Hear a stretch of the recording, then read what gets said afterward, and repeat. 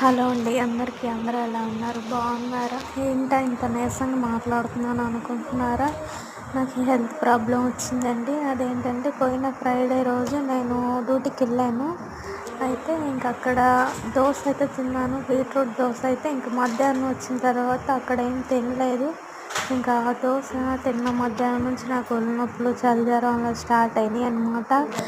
ఇంకా అలాగా అవి అట్టగే వస్తున్నాయి. ఇంకా నేను మెడిసిన్ కూడా వేసుకోలేదు. ఇంటికి వచ్చేసిన తర్వాత ఇంకా అలాగే వచ్చేసాను, ఏం తినకుండా. ఏం తినాలనిపించలేదు.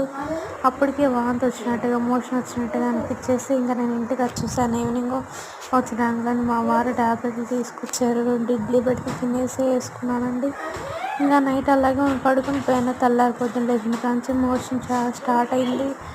సాటర్డే రోజు అసలు నా వల్ల కాలేదండి. సాటర్డే రోజు అలా అవుతూనే ఉన్నాయి. అది నార్మల్ మోషన్ ఏమో అనుకున్నాను. ట్యాబ్లెట్లు వేసుకున్నాను, తగ్గలేదు. మార్నింగ్ ఈవినింగ్ చూసాను, ఇంకా తగ్గలేదు.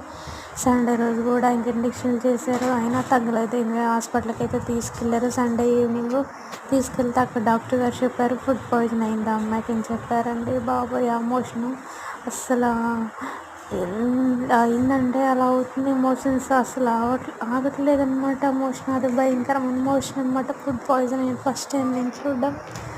అయితే ఇంకా నేను అలాగే సండే రోజు కూడా అట్లాగే ఇంకా ఆయన ఇంజక్షన్ చేశాడు, సెలైన్లు పెట్టాడు, 2 యాంటీబయాటిక్, 2 ఇంజక్షన్ చేసి పెట్టాడు. చాలా పెట్టి అయినా తగ్గలేదండి. ఇంక డాక్టర్ గారు మండే రోజు వచ్చాడు, కానీ ఏంటంటే డాక్టర్ గారు తగ్గలేదు, ఇంకా అవుతున్నాయి అంటే స్లోగా తగ్గుతాయమ్మా, అప్పుడే తగ్గు అన్నాడు.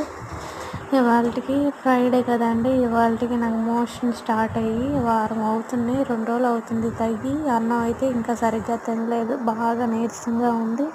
కూర అన్నం మా అమ్మ నిన్న పెడితే బీరకాయ అన్నం, వారం అవుతుంది కదా తినక నోరంతా మంట పుట్టిపోయింది. 2 ముద్దలు తినేసి ఆగిపోయాను. ప్లీజ్ సబ్స్క్రైబ్ చేయండి, ప్రేయర్ చేయండి. Bye friends.